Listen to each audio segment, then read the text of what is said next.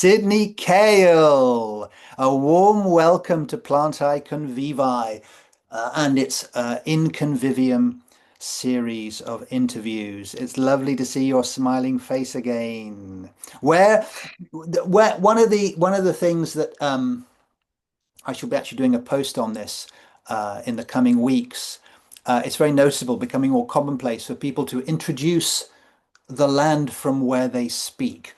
Um, I'm speaking today from the temperate rainforest, the coastal temperate rainforests of the southwest peninsula of England, and it is raining appropriately.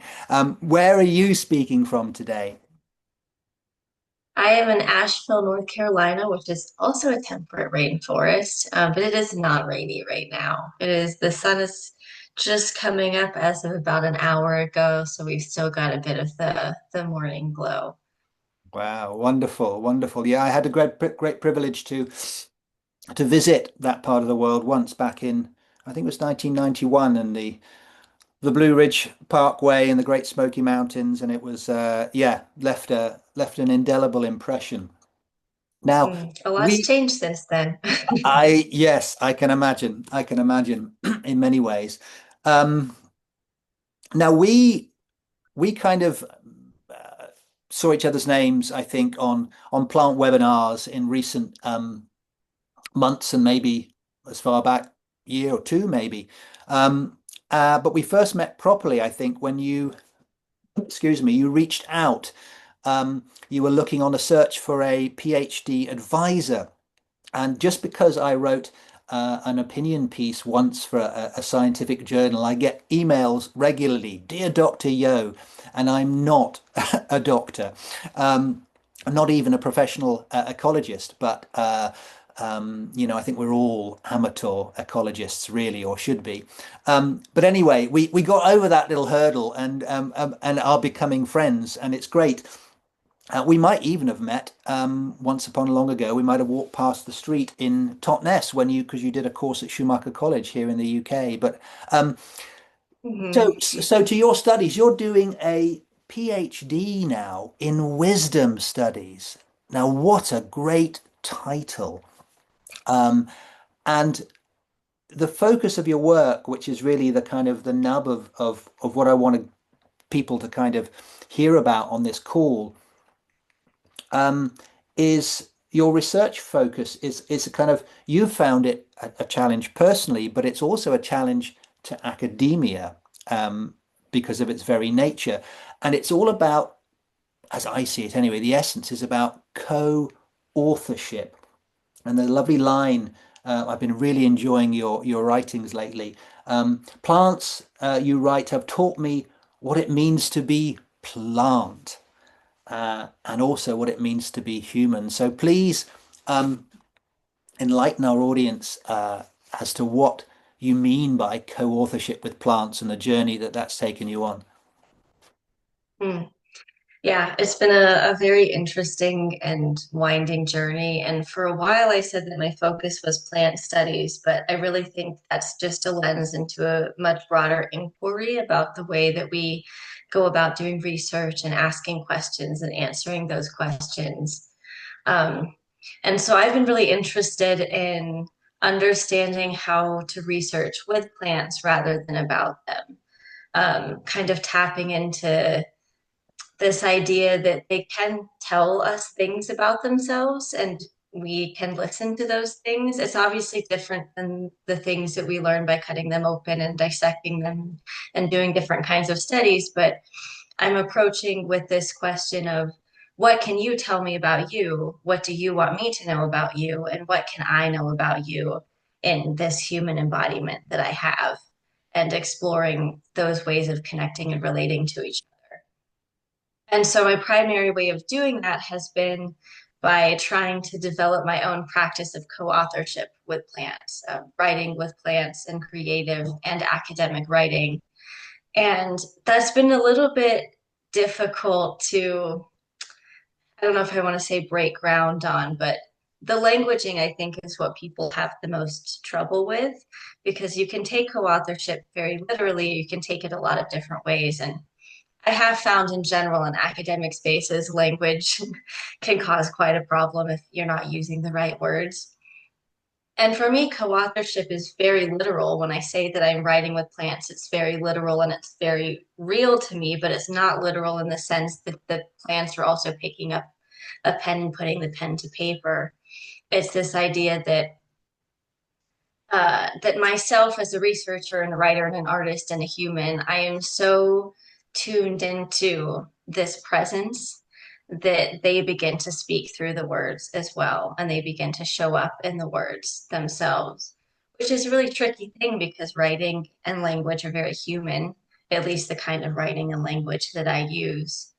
But it's making space for the way that they exist in the world to presence through the way the words are put together and the words are chosen. And so sometimes it ends up being a little bit poetic and a little bit artistic, but it's allowing them to speak as well.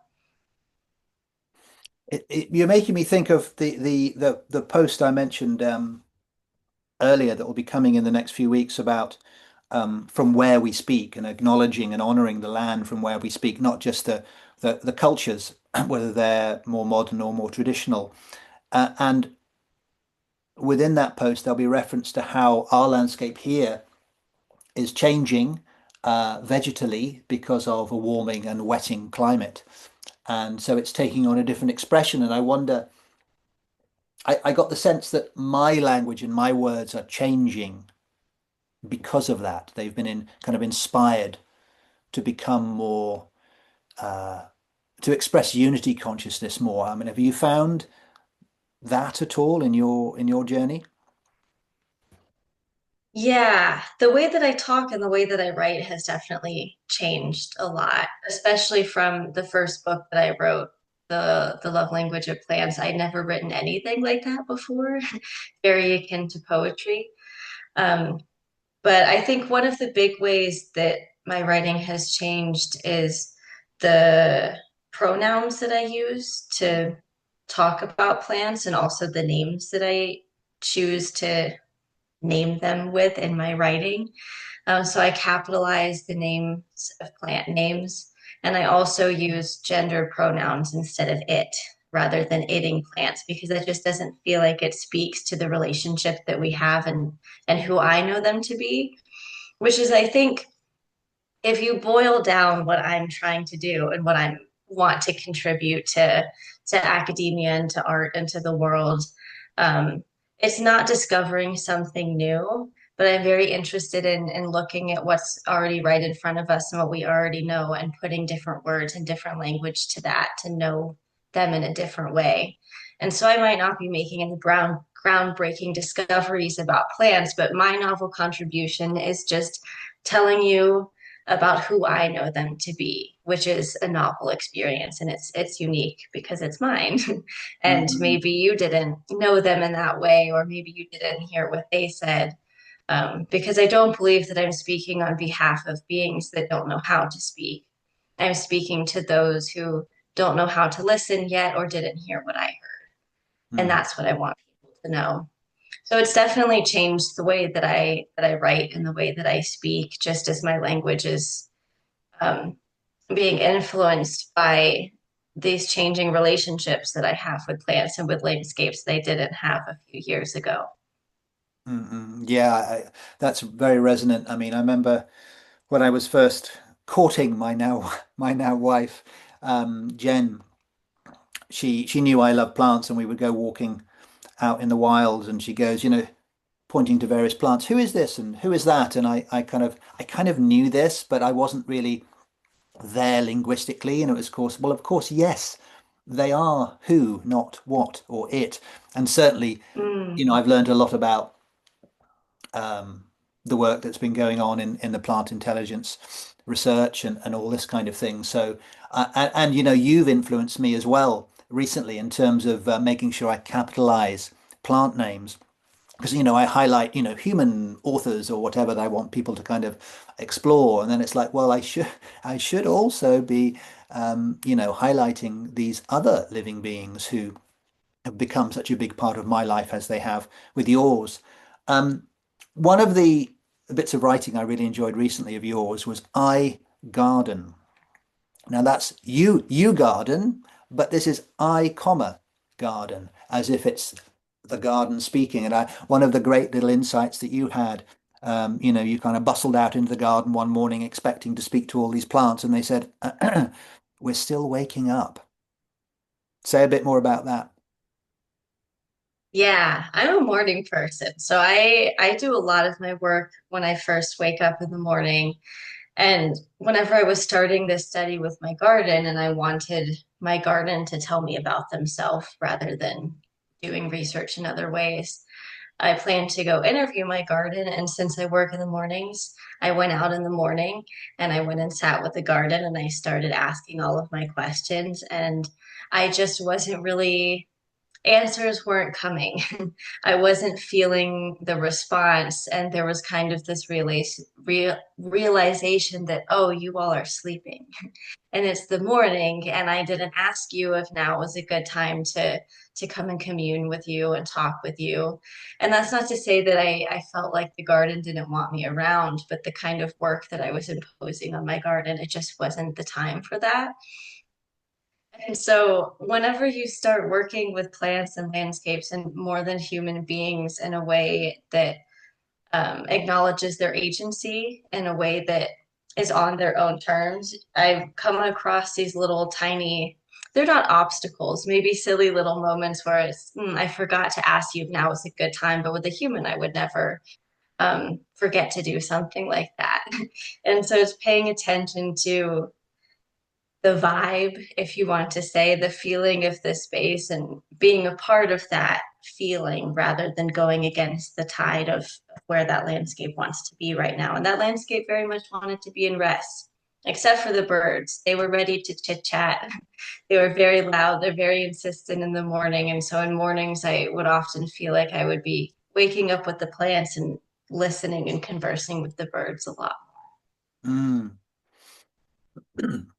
You make me think of things like plant blindness and familiarity breeds contempt. Because your comment about, well, I'd never do that with human beings. I probably do on occasion, and it's with those people I'm more familiar with, and I'm looking at a lovely rosemary bush out in our on our patio here. One of my favorite plants, one of most herbalists, it's in their top three, um, and it's so easy to go out and pinch a little sprig for your tea or whatever, and oh, I, I didn't ask. I'm sorry, but then if you get into it, so it's about getting into the habits. And another big thing that impression I've got from your work that I'm anchoring into my own practice and daily life is the ethical side of it. I mean, because many people who are not just purport to, but they are working with plants in various ways. Um, their ethical stance isn't as thought through as it might be. I'm starting to realize this, and the reflection comes back at me. Um, but it's something that you've spent a lot of time thinking about, and there's a big section, in your dissertation proposal for your PhD about ethics. Perhaps you could say a bit more about that.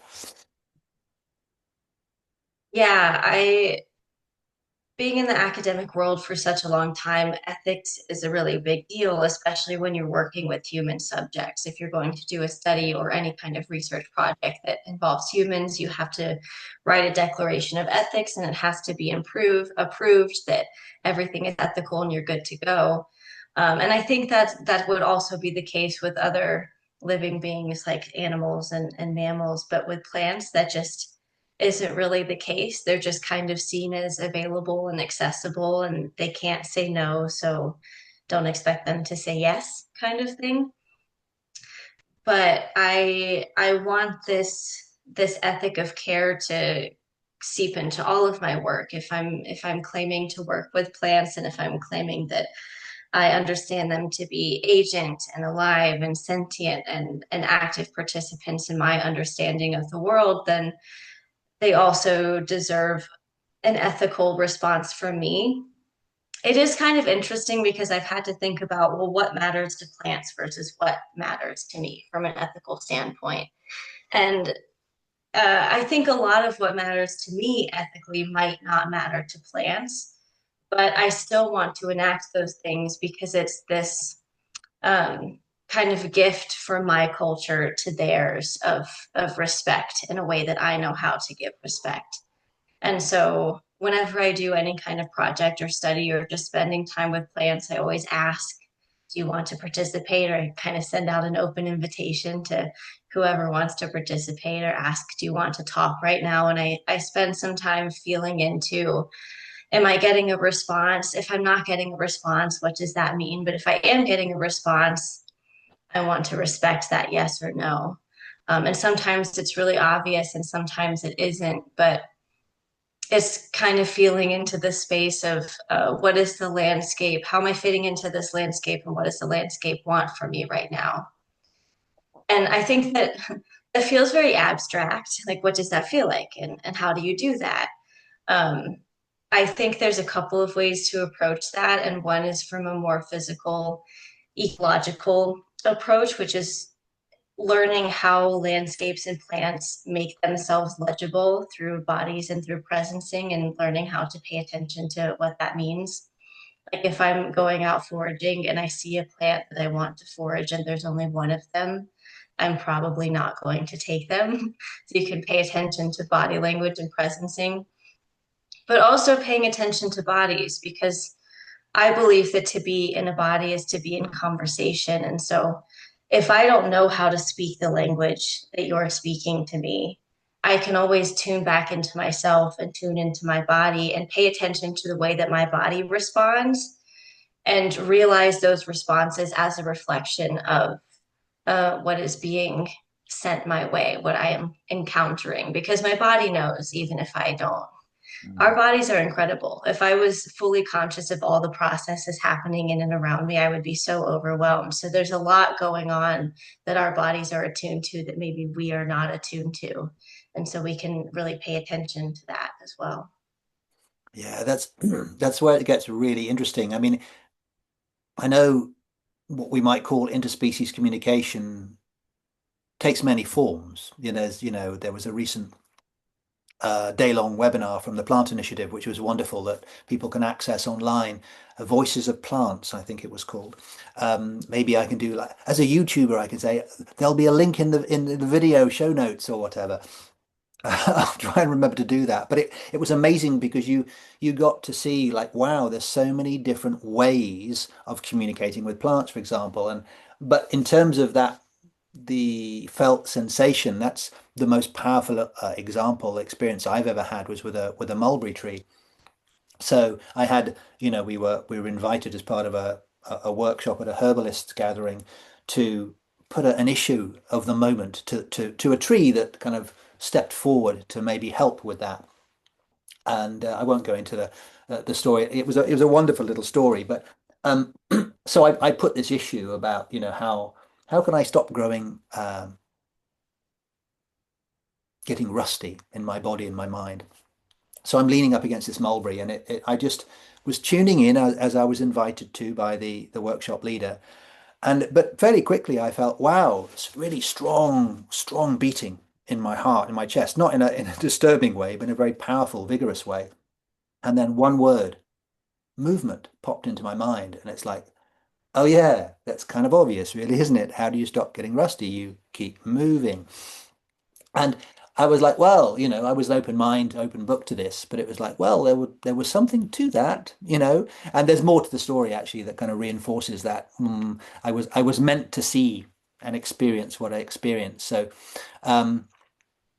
yeah, that embodiment, sense of embodiment. I mean, give another example of how this might manifest for you in your everyday life or in your writing and research.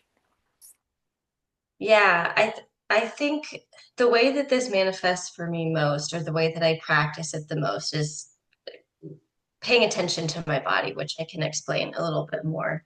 Um, but a lot of my research has brought me back to myself and putting myself back into the experience because I am I am not the whole world, but I am the epicenter of my own experience. And that's where my understandings and my experience of experience is coming from. And I'm not a disembodied researcher or a disembodied writer. And so I want to put myself back into that. And so, usually, before I write or create in any way, um, and just because I said the word create, I feel like it's worth saying that I believe that creating with is such an effective way of getting to know.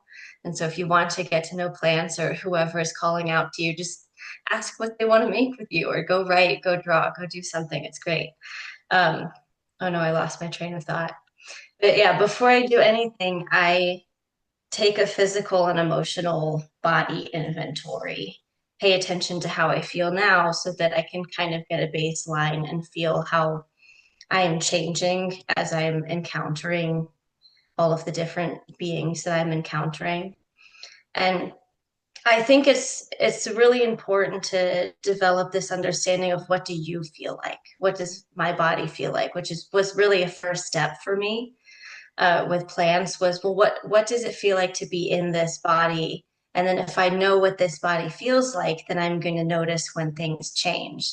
And so I spend a lot of time drinking tea or going on walks and sitting with plants and just noticing how I feel and what thoughts pop into my head and what is was tugging on my senses, if anything was catching my eye or my nose or the feeling of wind on my skin, which ended up being one of the primary ways that I write with plants is paying attention to the texture of the moment and then translating that texture into a story.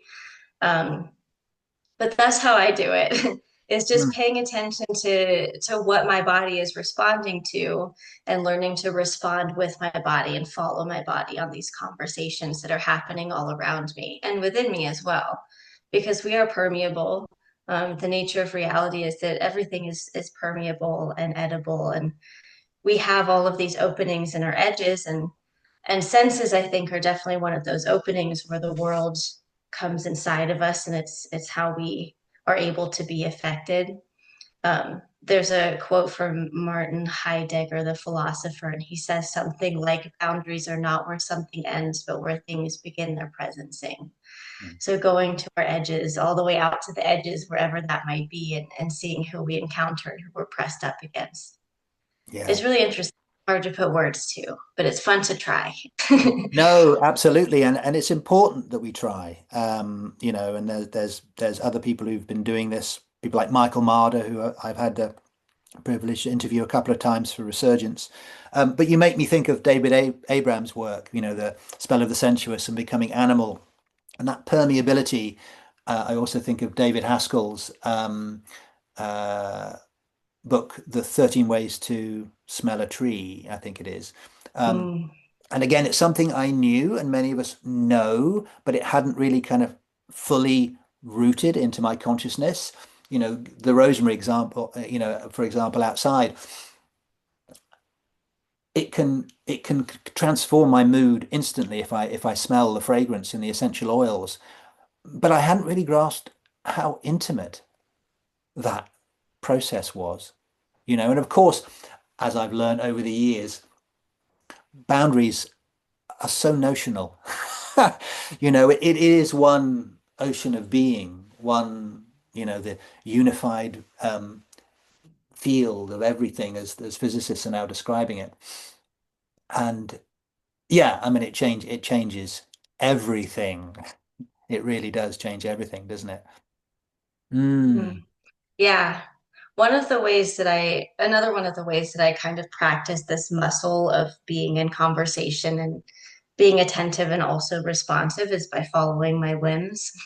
Mm. Whenever I'm going on a walk or spending time wherever, I'm kind of paying attention to what do I feel compelled to do right now.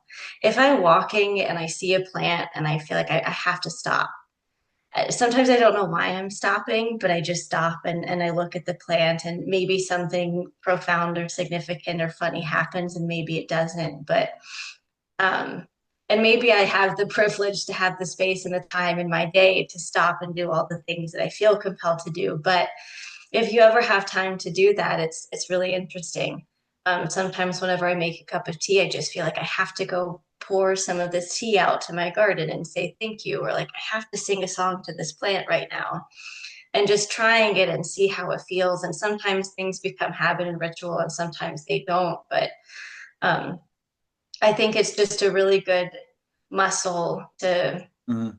to work and to practice, just to pay attention and also to be responsive. And what does that feel like and look like for me? Because it's different for everyone. I can't necessarily tell you what to do, but I can tell you to try Yeah, anything. invite people to try. Yeah, I was going to ask, what inspiration you could give, everyday inspiration you could give folk, and I think you've offered quite a lot through this conversation already.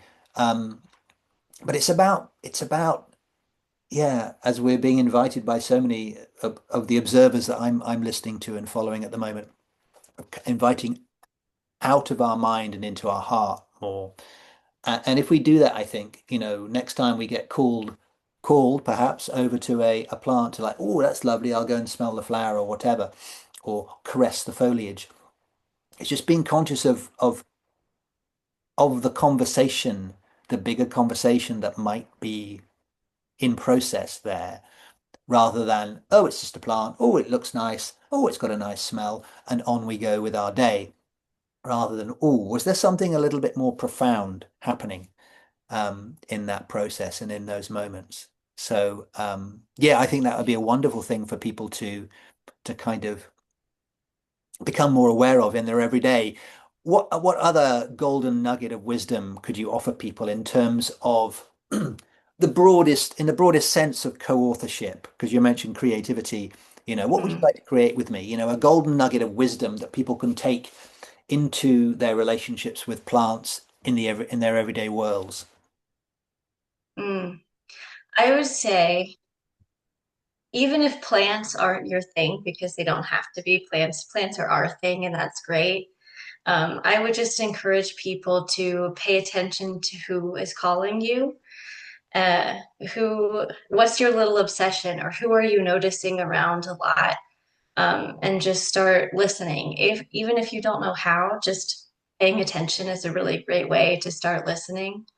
Um, I have learned to listen through plants, through a lot of different beings other than plants. I pay a lot of attention to pollinators and insects now, and whenever I approach a plant, if I don't have a feeling inside of me, sometimes I pay attention to them and how are they responding to me, and should I back off, or am I welcome here? Is this a good space? Um, Plant voice is multi-species. Gardens are multi-species, and tomatoes are multi-species, and everything is multi-species. And so I think you don't have to connect with plants specifically to connect with landscapes, but there's a lot of beings out there that resonate in our bodies in different ways. And I would just encourage people to start listening.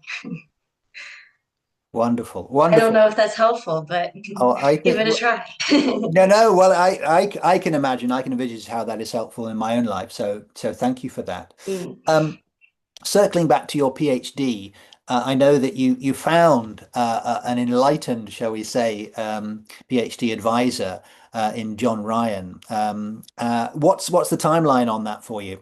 Because you're producing a lot of writing at the moment, adjacent, if you like, to the PhD. And so mm. so one of the final questions would be, where can people find that writing and how can they enjoy it as I have done? Yeah, great question. I'm going to be writing for a long time, and a lot of my writing right now is coming out of my PhD work as kind of directly published offshoots, or just adjacent musings and meanderings of thought. But if you're interested in following that journey over the next 2 to 3 years, however long it takes me, you can find my writing on my website, which is just sydneykale.com, and that can get you everywhere to my Substack blog, where I post zines and essays.